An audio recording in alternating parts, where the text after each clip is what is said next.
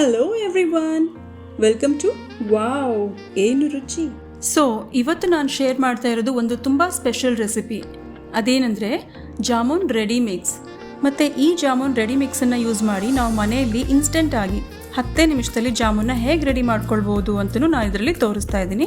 ಇದರಲ್ಲಿ ಇಂಪಾರ್ಟೆಂಟ್ ಏನಂದರೆ ಈ ಥರ ತಯಾರು ಮಾಡಿರುವ ಪ್ರೀಮಿಕ್ಸನ್ನು ಅಥವಾ ರೆಡಿಮಿಕ್ಸನ್ನು ನಾವು ಫ್ರಿಜ್ನಲ್ಲಿ 6 ತಿಂಗಳವರೆಗೂ ಸ್ಟೋರ್ ಮಾಡಬಹುದು. ಗಂಟೆಗಟ್ಟಲೆ ನಿಂತ್ಕೊಂಡು ಕೋವಾ ರೆಡಿ ಮಾಡ್ಕೋಬೇಕಾಗಿಲ್ಲ, ಕೋವಾ ಬಳಸಬೇಕಾಗಿಲ್ಲ, ಮಾರ್ಕೆಟಿಗೆ ಹೋಗಿ ಜಾಮೂನ್ ರೆಡಿಮಿಕ್ಸ್ ತರಬೇಕಂತ ಇಲ್ಲ, ಅದರ ಎಕ್ಸ್ಪೈರಿ ಡೇಟ್ ಇದೆಯಾ ಇಲ್ಲ ನೋಡೋ ಟೆನ್ಷನ್ ಕೂಡ ಇಲ್ಲ. ಸೊ ನೆನೆಸ್ಕೊಂಡ ತಕ್ಷಣ ಮನೇಲಿ ಒಂದು 4 ಐಟಮ್ಸ್ನ ಹಾಕಿ ಮಿಕ್ಸ್ ಮಾಡ್ಕೊಂಡು ಇಟ್ಕೊಂಡ್ಬಿಟ್ರೆ ನಿಮ್ಮ ಜಾಮೂನ್ ಪ್ರೀಮಿಕ್ಸೇ ರೆಡಿ. ಇವತ್ತು ನಾನು ತೋರಿಸ್ತಾ ಇರೋ ಈ ರೆಸಿಪಿನ ಸ್ಕಿಪ್ ಮಾಡ್ತೀರಿ ನೀವು ಪೂರ್ತಿಯಾಗಿ ನೋಡಿದ್ರೆ ಈ ಜಾಮೂನ್ನಲ್ಲಿರೋ ಟಿಪ್ಸ್ ಆ್ಯಂಡ್ ಟ್ರಿಕ್ಸ್ ನಿಮ್ಗೆ ಚೆನ್ನಾಗಿ ಅರ್ಥ ಆಗಿ ವರ್ಲ್ಡಲ್ಲೇ ಬೆಸ್ಟ್ ಆಗಿರೋ ಜಾಮೂನ್ನ ನೀವು ತಯಾರು ಮಾಡ್ತಾರೆ, ಇದು ನನ್ನ ಗ್ಯಾರಂಟಿ. ಸೊ ಬನ್ನಿ ನೋಡೋಣ ಹಾಗಿದ್ರೆ ಹೇಗೆ ಮಾಡೋದು ಅಂತ. ಸೊ ಜಾಮೂನ್ ರೆಡಿ ಮಿಕ್ಸ್ ಮಾಡ್ಕೊಳ್ಳೋದಕ್ಕೆ ನಾವು ಮೊದಲು ಈ ಬೌಲ್ನಲ್ಲಿ ತಗೋತಾ ಇದ್ದೀನಿ 1/2 ಕಪ್ ಮಿಲ್ಕ್ ಪೌಡರ್. ಮತ್ತು ಯಾವ ಕಪ್ಪಿಂದ ನಾವು ಮಿಲ್ಕ್ ಪೌಡರ್ ಮೆಜರ್ ಮಾಡಿದೀವೋ ಅದೇ ಕಪ್ಪಿಂದ 1/2 ಕಪ್ನಷ್ಟು ತಗೋಬೇಕು ಮೈದಾ ಹಿಟ್ಟು. ನೆಕ್ಸ್ಟ್ ಇದಕ್ಕೆ ನಾನು ಹಾಕೋತಾ ಇದ್ದೀನಿ 1/4 ಟೀ ಸ್ಪೂನ್ನಷ್ಟು ಬೇಕಿಂಗ್ ಸೋಡಾ. ಇವಾಗ ಎಕ್ಸಾಕ್ಟ್ಲಿ ಮೆಜರ್ ಮಾಡೋದಕ್ಕೆ ನಿಮ್ಮ ಹತ್ರ ಮೆಜರ್ಮೆಂಟ್ ಸ್ಪೂನ್ ಇಲ್ಲ ಅಂದರೆ ನೀವೇನು ಮಾಡ್ತೀರಾ, ಇಲ್ಲಿ ನೋಡಿ. ಸೊ ನಾನು 1/4 ಟೀ ಸ್ಪೂನಷ್ಟು ಬೇಕಿಂಗ್ ಸೋಡಾ ನಾರ್ಮಲ್ ಟೀ ಸ್ಪೂನಿಗೆ ಹಾಕಿದರೆ ಇಷ್ಟು ಕ್ವಾಂಟಿಟಿಯಲ್ಲಿ ನಮಗೆ ಬೇಕಿಂಗ್ ಸೋಡಾ ಸಿಗುತ್ತೆ. ಸೊ ನೀವು ಕಣ್ಣಂದಾಜಿನ ಮೇಲೆ ಇಷ್ಟು ಕ್ವಾಂಟಿಟಿಯ ಬೇಕಿಂಗ್ ಸೋಡಾ ಕೂಡ ಹಾಕೋಬೋದು ಈ ಥರ. ನೆಕ್ಸ್ಟ್ ಇದಕ್ಕೆ ನಾನು ಹಾಕ್ತಾ ಇರೋದು 1 ಚಿಟಿಕೆ ಉಪ್ಪು ಮತ್ತು 1 ಟೀ ಸ್ಪೂನಷ್ಟು ಏಲಕ್ಕಿ ಪೌಡರ್. ಏಲಕ್ಕಿ ಪೌಡರ್ ಎಂಥದ್ದು ಅಂದರೆ ನಾನು ಇದು ಸಕ್ಕರೆ ಜೊತೆ ಸ್ವಲ್ಪ ಇದನ್ನು ಮಿಕ್ಸಿಗೆ ಹಾಕಿ ಇಟ್ಕೊಂಡಿದ್ದೀನಿ. ಸೊ ಅದನ್ನು ಇದಕ್ಕೆ ಸೇರಿಸ್ಕೊತಾ ಇದ್ದೀನಿ. ಸೊ ಇವಾಗ ನಮ್ಮ ಪ್ರೀಮಿಕ್ಸ್ ಪೂರ್ತಿಯಾಗಿ ರೆಡಿಯಾಗಿದೆ.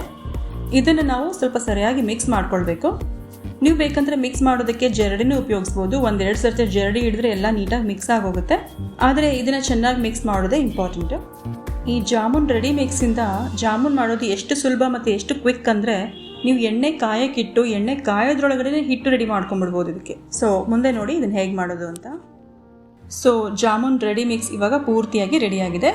ಇದನ್ನು ನಾವು ಒಂದು ಏರ್ ಟೈಟ್ ಕಂಟೈನರ್, ಪ್ಲಾಸ್ಟಿಕ್ದೇ ಆಗಿರ್ಬೋದು ಅಥವಾ ಗ್ಲಾಸ್ದೇ ಆಗಿರ್ಬೋದು, ಅದರಲ್ಲಿ ಹಾಕಿ ನೀವು ಫ್ರಿಜ್ಜಲ್ಲಿ ಇಟ್ಕೊಂಡ್ರೆ ಒಂದು 6 ತಿಂಗಳವರೆಗೂ ಇದನ್ನು ಬಳಸ್ಬೋದು. ಈ ರೆಡಿ ಮಿಕ್ಸ್ ಯೂಸ್ ಮಾಡಿ ಜಾಮೂನ್ ಹೇಗೆ ಮಾಡೋದು ಅಂತ ಮುಂದೆ ನೋಡೋಣ ಬನ್ನಿ. ಸೊ ಇಲ್ಲಿ ನೋಡಿ, ನಾನು ಈ ಒಂದು ಸೈಜಿನ ಕಪ್ಪಿಂದ 1 ಕಪ್ನಷ್ಟು ಜಾಮೂನ್ ಪ್ರೀಮಿಕ್ಸನ್ನು ಅಂದರೆ ರೆಡಿ ಮಿಕ್ಸನ್ನು ಹಾಕೋತಾ ಇದ್ದೀನಿ ಜಾಮೂನ್ ಮಾಡೋದಕ್ಕೆ. ಇದು ಸೂಪ್ ಕುಡಿಯುವಂಥ ಚಿಕ್ಕ ಸೈಜಿನ ಕಪ್ ಆಗಿರುತ್ತೆ. ಈ ಥರದ 1 ಕಪ್ಪಿಂದ ನಾನು 1 ಕಪ್ನಷ್ಟು ಹಾಕೋತಾ ಇದ್ದೀನಿ. ಸೊ ಈ ಜಾಮೂನ್ ರೆಡಿ ಮಿಕ್ಸಿಗೆ ನಾನು ಮುಂದೆ ಇದರಲ್ಲಿ ಹಾಕೋತಾ ಇರೋದು 1 ಟೇಬಲ್ ಸ್ಪೂನಷ್ಟು ತುಪ್ಪ, ಮನೇಲಿ ಮಾಡಿದಂಥ ತುಪ್ಪ ನಾನು ಹಾಕೋತಾ ಇದ್ದೀನಿ. ನೀವು ಬೇಕಂದರೆ ಡಾಲ್ಡಾ ಹಾಕೋಬೇಕಂತ ಇಷ್ಟ ಇದ್ದರೆ ಅದನ್ನು ಹಾಕೋಬೋದು. ಓವರ್ ಆಲ್ ಇದ್ರ ಕ್ವಾಂಟಿಟಿ, ತುಪ್ಪದ ಕ್ವಾಂಟಿಟಿ ಎಷ್ಟಿರಬೇಕು ಅಂದರೆ ಒಂದು ಚಿಕ್ಕ ನಿಂಬೆ ಗಾತ್ರದಷ್ಟು. ಇವಾಗ ತುಪ್ಪ ಹಾಕೊಂಡ್ಮೇಲೆ ಇದನ್ನ ನಾನು ಸ್ವಲ್ಪ ಹಿಟ್ಟು ಜೊತೆ ಸರಿಯಾಗಿ ಮಿಕ್ಸ್ ಆಗೋ ಹಾಗೆ ಇದನ್ನು ಸರಿಯಾಗಿ ಕಲಿಸ್ಕೊಂಬಿಡೋಣ. ಸೊ ಈ ಜಾಮೂನ್ ರೆಡಿ ಮಿಕ್ಸಿಂದ ನಾವು ಜಾಮೂನ್ ಮಾಡ್ಕೊಳ್ಳೋದ್ರಿಂದ ನಮ್ಗೆ ಏನು ಪ್ರಯೋಜನ ಅಂದರೆ ಇದರಲ್ಲಿ ಯಾವ ಕೆಮಿಕಲ್ ಇರೋಲ್ಲ, ಯಾವ ಪ್ರಿಸರ್ವೇಟಿವ್ ಇರೋಲ್ಲ. ನೀವೇ ಮನೇಲಿ ಮಾಡ್ಕೊಳ್ಳೋದ್ರಿಂದ ಇದು ಮಾಡೋದು ತುಂಬ ಸುಲಭ, ನಮಗೆ ದುಡ್ಡು ಉಳಿಯುತ್ತೆ. ಎಲ್ಲದಕ್ಕಿಂತ ಹೆಚ್ಚಾಗಿ ನಾವು ಪ್ರೀಮಿಕ್ಸ್ ಏನು ಮಾಡ್ತೀವಲ್ಲ, ಈ ರೆಡಿ ಮಿಕ್ಸ್ ಏನು ಮಾಡ್ತಾ ಇದ್ದೀವಲ್ಲ, ಇದರಿಂದ ತಯಾರಾಗಿರೋ ಜಾಮೂನ್ ಟೇಸ್ಟ್ಗೂ ನಾವು ಹೊರಗಡೆಯಿಂದ ತರೋ ಒಂದು ಜಾಮೂನ್ ಪ್ಯಾಕೆಟಿಂದ ಮಾಡ್ತೀವಲ್ಲ ಆ ಜಾಮೂನ್ ಟೇಸ್ಟ್ಗೂ ಅಜಗಜಾಂತರ ವ್ಯತ್ಯಾಸ ಇರುತ್ತೆ. ಮನೇಲಿ ಮಾಡುವಂಥ ಈ ಜಾಮೂನು ಟೇಸ್ಟಲ್ಲಿ, ಕ್ವಾಲಿಟಿಲಿ ತುಂಬ ತುಂಬ ಚೆನ್ನಾಗಿರುತ್ತೆ. ಇದಕ್ಕೆ ಹೊರಗಡೆ ಜಾಮೂನ್ ಕಂಪೇರ್ ಮಾಡೋಕ್ಕೆ ಆಗಲ್ಲ. So definitely I am sure ನೀವು ಇದರಿಂದ ಒಂದು ಸರ್ತಿ ಜಾಮೂನ್ ಮಾಡಿದ್ಮೇಲೆ ಹೊರಗಡೆಯಿಂದ ರೆಡಿ ಮಿಕ್ಸ್ನ ತರೋದನ್ನೇ ಮರ್ತ್ಬಿಡ್ತೀರಾ. ಇವಾಗ ತುಪ್ಪ ನೀಟಾಗಿ ಮಿಕ್ಸ್ ಆದಮೇಲೆ ನೆಕ್ಸ್ಟ್ ನಾವು ಇದಕ್ಕೆ ಏನು ಮಾಡಬೇಕು ಅಂದರೆ 1 ಕಪ್ನಲ್ಲಿ ಇಲ್ಲಿ ನಾನು ಹಾಲು ತೊಗೊಂಡಿದ್ದೀನಿ. ಈ ಹಾಲನ್ನ ಸ್ವಲ್ಪನೇ ಹಾಕ್ಕೊಂಡು ಇದನ್ನು ಕಲಿಸ್ತಾ ಹೋಗಬೇಕು ಹಿಟ್ಟಿನ ಥರ. ಈ ಹಾಲನ್ನು ಸ್ವಲ್ಪ ಹಾಕಿ ಕಲಿಸ್ತಾ ಬನ್ನಿ. ನಮಗೆ ಈ ಹಿಟ್ಟಿನ ಕನ್ಸಿಸ್ಟೆನ್ಸಿ ಹೆಂಗಿರಬೇಕು ಅಂದರೆ ಅದು ನಮಗೆ ಟಚ್ ಮಾಡಿದ್ರೆ ಕೈಗೆ ಅಂಟ್ತಾನೂ ಇರಬೇಕು. ಹಾಗಂತ ಪೂರ್ತಿ ನೀರಾಗಿಯೂ ಅಲ್ಲ, ಹಾಗಂತ ಗಟ್ಟಿ ಚಪಾತಿ ಹಿಟ್ಟಿನ ಥರನೂ ಅಲ್ಲ. ಬಟ್ ನಾವು ಪ್ರೆಸ್ ಮಾಡಿದ್ರೆ ನಮಗೆ ಇದು ತುಂಬ ಸಾಫ್ಟಾಗಿ ಕೈಗೆ ಟಚ್ ಆಗ್ತಾ ಇರಬೇಕು, ಕೈಗೆ ಅಂಟ್ತಾ ಇರಬೇಕು, ಅದು ಆ ಥರ ಇರಬೇಕು. ಯಾಕೆಂದರೆ ಒಂದು 5 ನಿಮಿಷ ನಾವು ಇದನ್ನು ನೆನೆಯೋಕ್ಕೆ ಬಿಡ್ತೀವಲ್ಲ, ಆವಾಗ ಇದನ್ನು ಸ್ವಲ್ಪ ಟೈಟ್ ಆಗುತ್ತೆ ಅದಕ್ಕೆ. ಸೊ ನೋಡ್ತಾ ಇದ್ದೀರಲ್ಲ, ಇದರ ಕನ್ಸಿಸ್ಟೆನ್ಸಿ ಈ ಥರ ಇರಬೇಕು. ನಮಗೆ ಕೈಯಿಂದ ಮೆತ್ತಗೆ ಮಾಡಿದರೆ ನಮಗೆ ಕೈಗೆ ಅಂಟ್ತಾನೂ ಇದೆ, ಹಾಗಂತ ತುಂಬ ನೀರಾಗೂ ಇಲ್ಲ, ಮತ್ತು ತುಂಬ ಗಟ್ಟಿಯಾಗಿ ಚಪಾತಿ ಹಿಟ್ಟಿನ ಥರನೂ ಇಲ್ಲ. ಯಾಕೆಂದರೆ ಒಂದು 5 ನಿಮಿಷದಲ್ಲಿ ಇದು ಬಿಕ್ಕೊಂಡು ಸ್ವಲ್ಪ ಗಟ್ಟಿ ಆಗಿಬಿಡುತ್ತೆ. ಸೊ ಹಿಟ್ಟನ್ನು ಕಲಸಿ ಆದಮೇಲೆ ಇದನ್ನು ಒಂದು 5ರಿಂದ 10 ನಿಮಿಷ ಈ ಥರ ಮುಚ್ಚಿ ಇಟ್ಬಿಡೋಣ. ಸೊ ಇಲ್ಲಿ ನೋಡಿ 10 ನಿಮಿಷ ಆಗಿದೆ. ಇವಾಗ ನಮ್ಮ ಜಾಮೂನ್ ಹಿಟ್ಟು ಪೂರ್ತಿಯಾಗಿ ರೆಡಿಯಾಗಿದೆ.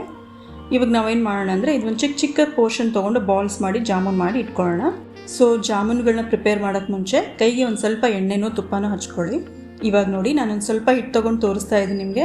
ಅವಾಗ ನಮ್ಗೆ ಹಿಟ್ಟು ಎಷ್ಟು ನೀರಾಗಿ ಕೈಗೆ ಅಂಟಂಟಿತ್ತಲ್ವ, ಅದೇ ಇವಾಗ ನೋಡಿ ಎಷ್ಟು ಸಾಫ್ಟಾಗಿ ಎಷ್ಟು ಚೆನ್ನಾಗಿ ರೆಡಿಯಾಗಿದೆ. ಇವಾಗ ನಾನು ಎಷ್ಟು ಚೆನ್ನಾಗಿ ಪ್ರೆಸ್ ಮಾಡಿ ಮೋಲ್ಡ್ ಮಾಡಿದ್ರು ಇದು ನನ್ನ ಕೈಗೆ ಅಂಟ್ತಾನೆ ಇಲ್ಲ ಅಲ್ವಾ. ಸೊ ಈ ಥರ ಈ ಹಿಟ್ಟು ರೆಡಿ ಆಗುತ್ತೆ. ಈ ಥರ ನೀಟಾಗಿ ರೋಲ್ ಮಾಡಿ ರೌಂಡಾಗಿ ಮಾಡಿ ಒಂದು ಪ್ಲೇಟಲ್ಲಿ ಈ ಥರ ಇಡ್ತಾ ಹೋಗೋಣ. ಯಾವ ಜಾಮೂನ್ಗೂ ಕ್ರ್ಯಾಕ್ಸ್ ಬರ್ದಿರೋದೇ ಇಂಪಾರ್ಟೆಂಟು. ಜಾಮೂನಲ್ಲಿ ಮಾಡಬೇಕಾದ್ರೆ ಕ್ರ್ಯಾಕ್ಸ್ ಬಂದರೆ ಕರಿಯೋ ಮುಂದೆನೂ ಕ್ರ್ಯಾಕ್ಸ್ ಬಂದುಬಿಡುತ್ತೆ. ಸೊ ಕ್ರ್ಯಾಕ್ಸ್ ಏನು ಬರಲಿಲ್ಲದಂಗೆ ಇದನ್ನು ಸಾಫ್ಟಾಗಿ ನೀಟಾಗಿ ರೌಂಡ್ ಮಾಡಿ ಇಟ್ಕೊಳ್ಳಿ.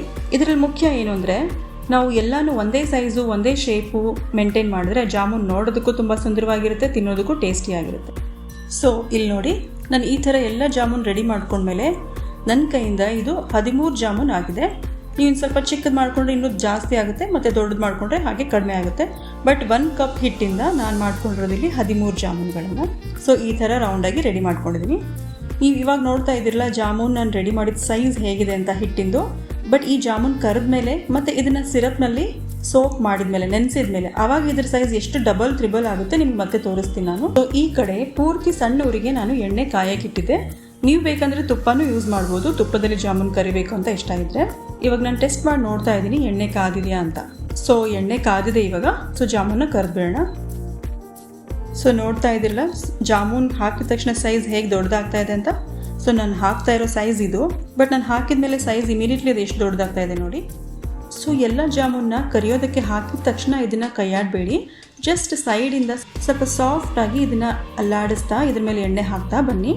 ಬಟ್ ಇದನ್ನು ಕಾನ್ಸ್ಟೆಂಟ್ಲಿ ಕೈಯಾಡೋದು ಅಷ್ಟೇ ಮುಖ್ಯ. ಆದರೆ ಇದಕ್ಕೆ ಡಿಸ್ಟರ್ಬ್ ಕೂಡ ಆಗಬಾರ್ದು. ಏಕೆಂದರೆ ನಾವು ಇದನ್ನು ಕೈಯಾಡಲಿಲ್ಲ ಅಂದರೆ ಇದಕ್ಕೆ ಕ್ರ್ಯಾಕ್ಸ್ ಬರೋ ಚಾನ್ಸಸ್ ಇರುತ್ತೆ, ಮತ್ತು ಕಲರ್ ಕೂಡ ಅನ್ಈವನ್ ಆಗುತ್ತೆ. ಒಂದು ಕಡೆ ಬೆಳ್ಳಗೆ ಒಂದು ಕಡೆ ಕೆಂಪಿಗೆ ಆಗೋಗುತ್ತೆ. ಸೊ ಇದನ್ನು ತುಂಬ ಸಣ್ಣೂರಿಗೆ ಕರಿಯೋದು ಎಷ್ಟು ಇಂಪಾರ್ಟೆಂಟೋ ಅಷ್ಟೇ ಇದನ್ನು ಕೈಯಾಡ್ತಾ ಇರೋದು ಕೂಡ ಅಷ್ಟೇ ಇಂಪಾರ್ಟೆಂಟ್. ಅಂದರೆ ನಮ್ಮ ಎಲ್ಲ ಜಾಮೂನ್ ಒಂದೇ ಕಲರಿಂದು ಒಂದೇ ಕರೆಕ್ಟಾಗಿ ಫ್ರೈ ಆಗಿ ರೆಡಿ ಆಗುತ್ತೆ. ಸೊ ಕರ್ದಾದ್ಮೇಲೆ ಜಾಮೂನ್ ಸೈಜ್ ನೋಡಿ, ನಾನು ಬಾಲ್ಸ್ ಏನು ಮಾಡಿದ್ದೀನಲ್ಲ ಅದ್ರ ಸೈಜ್ ನೋಡಿ ಮತ್ತು ಇದ್ರ ಸೈಜ್ ನೋಡಿ. ಬಟ್ ನಾನು ಸಿರಪ್ನಲ್ಲಿ ಹಾಕಿದ್ಮೇಲೆ ಅದ್ರ ಸೈಜ್ ಇನ್ನೂ ದೊಡ್ಡದಾಗುತ್ತೆ, ಅದು ಕೂಡ ತೋರಿಸ್ತೀನಿ ನಿಮಗೆ. ಸೊ 3 ನಿಮಿಷ ಆಗಿದೆ. ಇವಾಗ ನೋಡ್ತಾ ಇದ್ದೀರಲ್ಲ ನಮ್ಮ ಜಾಮೂನ್ ಎಲ್ಲ ನೀಟಾಗಿ ಹೇಗೆ ಕಲರ್ ಬಂದಿದೆ ಅಂತ. ನೋಡೋದಕ್ಕೆ ಎಷ್ಟು ಸುಂದರವಾಗಿ ಕಾಣ್ತಾ ಇದೆಯಲ್ಲ. ಇನ್ನೊಂದು ಫ್ಯೂ ಸೆಕೆಂಡ್ಸಲ್ಲೇ ನಾನು ಇದನ್ನು ಹೊರಗಡೆ ತಕ್ಕೊಂಬಿಡ್ತೀನಿ. ಸೊ ಜಾಮೂನ್ ಎಲ್ಲ ಕರೆದಿಟ್ಕೊಂಡಾದ್ಮೇಲೆ ನಾನಿಲ್ಲಿ ಪಾಕ ರೆಡಿ ಮಾಡ್ಕೊತಾ ಇದ್ದೀನಿ. ಸೊ ಸಕ್ಕರೆ ಪಾಕ ಮಾಡೋದಕ್ಕೆ ನಾನು ಮುಂಚೆ ಯಾವ ಕಪ್ ಯೂಸ್ ಮಾಡಿ ಈ ಜಾಮೂನ್ ರೆಡಿ ಮಿಕ್ಸನ್ನು ಅಳತೆ ಮಾಡಿದ್ನೋ ಅದೇ ಕಪ್ಪಲ್ಲಿ 1 ಕಪ್ ಸಕ್ಕರೆ ತೊಗೋತಾ ಇದ್ದೀನಿ. ಸೊ ಇದರಲ್ಲಿ ಮುಖ್ಯವಾದ ಅಂಶ ಏನು ಅಂದರೆ ನಾವು ಯಾವ ಕಪ್ಪಿಂದ ಮೆಜರ್ ಮಾಡಿ ಜಾಮೂನ್ ಹಿಟ್ಟನ್ನು ತೊಗೊಂಡಿರ್ತೀವೋ ಅದೇ ಕಪ್ಪಲ್ಲೇ ಸಕ್ಕರೆ ಕೂಡ ತೊಗೋಬೇಕು. ಸೊ 1 ಕಪ್ ಹಿಟ್ಟಿಗೆ 1 ಕಪ್ ಸಕ್ಕರೆ. ಆ 1 ಕಪ್ ಸಕ್ಕರೆಗೆ ನಾನಿಲ್ಲಿ ಹಾಕೋತಾ ಇರೋದು 1.5 ಕಪ್ನಷ್ಟು ನೀರು. ಇದು ಪ್ರಾಪರ್ ಮೆಜರ್ಮೆಂಟ್. ಸೊ ಯಾವಾಗಲೂ ಇದೇ ಥರ ಮಾಡಿ. ಸೊ ಇವಾಗ ಗ್ಯಾಸ್ ಆನ್ ಮಾಡಿ ನಾವು ಇದನ್ನು ಸ್ವಲ್ಪ ಆವಾಗವಾಗ ಕೈ ಆಡ್ತಾ ಇರೋಣ. ನಾವಿಲ್ಲಿ ಏನು ಮಾಡಬೇಕು ಅಂದರೆ ಇದು ಬಾಯ್ಲ್ ಆಗೋಕ್ಕೆ ವೇಟ್ ಮಾಡಬೇಕು. ಕೆಲವೊಬ್ಬರು ಈ ಸಕ್ಕರೆ ಪಾಕದಲ್ಲಿ ಏಲಕ್ಕಿ ಹಾಕೋತಾರೆ, ಕೇಸರ್ ಹಾಕೋತಾರೆ. ಬಟ್ ನಾನಿಲ್ಲಿ ಏನೂ ಹಾಕ್ತಾ ಇಲ್ಲ, ಏಕೆಂದರೆ ನಾವು ಏಲಕ್ಕಿ ಪುಡಿನ ಜಾಮೂನ್ ರೆಡಿ ಮಿಕ್ಸಲ್ಲೇ ಹಾಕಿಬಿಟ್ಟಿದ್ದೀವಿ. ನಾನು ಯಾಕೆ ಆ ಥರ ಮಾಡಿದೆ ಅಂದರೆ ಜಾಮೂನ್ ರೆಡಿ ಮಿಕ್ಸಲ್ಲೇ ನಾವು ಏಲಕ್ಕಿ ಹಾಕಿದರೆ ಅದ್ರ ಟೇಸ್ಟು ಅರೋಮಾ ತುಂಬ ಚೆನ್ನಾಗಿ ಬರುತ್ತೆ ನಾವು ಪಾಕದಲ್ಲಿ ಹಾಕೋದಕ್ಕಿಂತ. ಇದನ್ನ ಒಂದ್ಸರ್ತಿ ನೀವು ಟ್ರೈ ಮಾಡಿ ನೋಡಿ, ಗೊತ್ತಾಗುತ್ತೆ. ಈ ಸಕ್ಕರೆ ಪಾಕ ಮಾಡಬೇಕಾದ್ರೆ ಯೂಶ್ವಲಿ ಜನ ಮಾಡೋ ಇನ್ನೊಂದು ತಪ್ಪೇನು ಅಂದರೆ ಅವ್ರು ಇದನ್ನು ತುಂಬ ಹೊತ್ತು ಬಾಯ್ಲ್ ಮಾಡ್ತಾರೆ. ಬಾಯ್ಲ್ ಮಾಡಿ ಆ ಕನ್ಸಿಸ್ಟೆನ್ಸಿನ ತುಂಬ ಸ್ಟಿಕ್ಕಿ ಮಾಡ್ತಾರೆ. ಅಂಟು ಪಾಕ ಅಂತ ಏನು ಹೇಳ್ತೀವಲ್ಲ ಆ ಥರ ಮಾಡ್ಕೊಂಡ್ಬಿಡ್ತಾರೆ. ಬಟ್ ಅದು ತುಂಬ ತಪ್ಪು. ಯಾಕಂದರೆ ಅಷ್ಟು ಸ್ಟಿಕ್ಕಿ ಪಾಕ ಮಾಡ್ಕೊಂಡ್ಬಿಟ್ರೆ ಅದು ಜಾಮೂನ್ ಒಳಗಡೆ ಹೋಗೋದೇ ಇಲ್ಲ. ಹಾಗಾಗಿ ಒಳಗಡೆ ಜಾಮೂನ್ ಮಾತ್ರ ಕಚ್ಚಾಗೇ ಇರುತ್ತೆ, ಪಾಕ ಹೊರಗಡೆ ಮಿಕ್ಕೋಬಿಡುತ್ತೆ. ಈ ಥರ ಆಗಬಾರ್ದು. ಅದಕ್ಕೆ ನಾವೇನು ಮಾಡ್ತೀವಿ, ಈ ಪಾಕ ಬಾಯ್ಲ್ ಆದಮೇಲೆ 5 to 7 ಮಿನಿಟ್ಸ್ ಟೈಮ್ ಇಟ್ಕೊಂಡು 5 to 7 ಮಿನಿಟ್ಸ್ ಇದನ್ನು ಹೈ ಫ್ಲೇಮ್ನಲ್ಲೇ ಇಟ್ಟು ಆಫ್ ಮಾಡಿಬಿಡ್ತೀವಿ. ಆವಾಗ ಸಿರಪ್ ಏನಿದೆಯಲ್ಲ ಜಾಮೂನಲ್ಲಿ ನೀಟಾಗಿ ಹೋಗಿ ಸೋಕ್ ಆಗಿ ಅದು ಸಾಫ್ಟ್ ಆಗಿರುವಂಥ ತುಂಬ ಚೆನ್ನಾಗಿರುವಂಥ ಜಾಮೂನ್ ರೆಡಿ ಆಗುತ್ತೆ. ಸೊ ಈ ಪಾಕ ಬಾಯ್ಲ್ ಬಂದಾದಮೇಲೆ 5 ನಿಮಿಷ ಆಗಿದೆ. ಇದು ನೋಡಿ ಎಷ್ಟು ಚೆನ್ನಾಗಿ ಕುದ್ತಾ ಇದೆ ಅಂತ. ಸೊ ಇವಾಗ ನಾನು ಗ್ಯಾಸ್ ಆಫ್ ಮಾಡ್ತಾ ಇದ್ದೀನಿ. ಸೊ ಗ್ಯಾಸ್ ಆಫ್ ಮಾಡಿದ್ಮೇಲೆ ನಾನು ತಯಾರು ಮಾಡಿರೋ ಎಲ್ಲ ಜಾಮೂನ್ನ ಪಾಕದಲ್ಲಿ ಹಾಕ್ತಾ ಇದ್ದೀನಿ. ಓ ಮೈ ಗಾಡ್, ಇಲ್ಲಿ ನೋಡಿ ಎಷ್ಟು ಮುದ್ದಾಗಿ ಕಾಣ್ತಿದೆ ನಮ್ಮ ಜಾಮೂನ್ ಅಂತ. ಯಾವಾಗ ತಿಂದ್ಬಿಟ್ಟೇವೋ ಅನಿಸ್ತಾ ಇದೆ ಅಲ್ವಾ. ಇಲ್ಲಿ ನೋಡಿ ನಾನು ಆಗಲೇ ನಿಮಗೆ ಹೇಳಿದ್ನಲ್ಲ ಜಾಮೂನ್ ಸೈಜ್ ನಿಮಗೆ ಕಂಪೇರ್ ಮಾಡಿ ತೋರಿಸ್ತೀನಿ ಅಂತ. ಸೊ ಇದು ನಮ್ಮದು ಪೂರ್ತಿ ರೆಡಿಯಾಗಿರೋವಂಥ ಜಾಮೂನ್. ಸೊ ನಾನು ಇವಾಗ ಇದಕ್ಕೆ ಕಂಪೇರ್ ಮಾಡ್ಲಿಕ್ಕೆ ಹಾಕ್ತಾ ಇರೋದು ನಾನು ಮೊದಲೇ ರೆಡಿ ಮಾಡ್ಕೊಂಡಿದ್ನಲ್ಲ ಹಿಟ್ಟು ಒಂದು ಉಳಿಸ್ಕೊಂಡಿದ್ದೆ. ಇದು ನೋಡಿ ಸೈಜ್ ಎಷ್ಟು ಡಿಫ್ರೆನ್ಸ್ ಇದೆ ಅಂತ. ಸೊ ನಾನು ಮಾಡ್ಕೊಂಡಿರೋದು ಈ ಸೈಜು, ಬಟ್ ಅದು ತಯಾರಾದಮೇಲೆ ಆಗಿರೋದು ಈ ಸೈಜ್ಗೆ. ಈ ಜಾಮೂನ್ನ ಸಾಫ್ಟ್ನೆಸ್ ನಿಮಗೆ ತೋರಿಸೋದಕ್ಕೆ ನಾವು ಒಂದನ್ನು ಕಟ್ ಮಾಡಿ ತೋರಿಸ್ತೀನಿ. ಇಲ್ಲಿ ನೋಡಿ ನಾನು ಚಾಕು ಹಾಕ್ತಾ ಇದ್ದೀನಿ, ಹಾಗೆ ಈಸಿಯಾಗಿ ಕಟಾಗಿ ಹೋಗ್ತಾ ಇದೆ ಅದು. ಸೊ ನಾನು ಇಲ್ಲಿ ಪ್ರೆಸ್ ಮಾಡ್ತಾ ಇದ್ರೆ ಅದ್ರ ಶೇಪ್ ಕೂಡ ರಿಟೈನ್ ಮಾಡ್ಕೊಳ್ತಾ ಇದೆ, ಶೇಪ್ ಕೂಡ ಹಾಳಾಗ್ತಾ ಇಲ್ಲ, ಮತ್ತು ಜ್ಯೂಸಿಯಾಗಿ ಸ್ಪಂಜಿಯಾಗಿ ಕೂಡ ರೆಡಿ ಆಗಿದೆ. ನೀವೇ ನೋಡ್ತಿದ್ದೀರಲ್ಲ ಒಳಗಡೆ ಎಲ್ಲ ಪಾಕ ಎಷ್ಟು ನೀಟಾಗಿ ಸೋಕ್ ಆಗಿದೆ ಅಂತ. ಸೊ ನಮ್ಮ ತಾಯಿ ಯಾವಾಗಲೂ ಹೇಳೋರು, ಜಾಮೂನ್ ಮಾತ್ರ ನಿಮ್ಮ ಕೈಯಲ್ಲಿ ತುಂಬ ಚೆನ್ನಾಗಿ ಆಗ್ತವೆ ಅಂತ. ಇದು ಒಂಥರ ಸೀಕ್ರೆಟ್ ರೆಸಿಪಿನೇ ಅಂದ್ಕೊಳ್ಳಿ ನಾನು ನಿಮ್ಮ ಜೊತೆ ಇವತ್ತು ಶೇರ್ ಮಾಡ್ತಾ ಇರೋದು.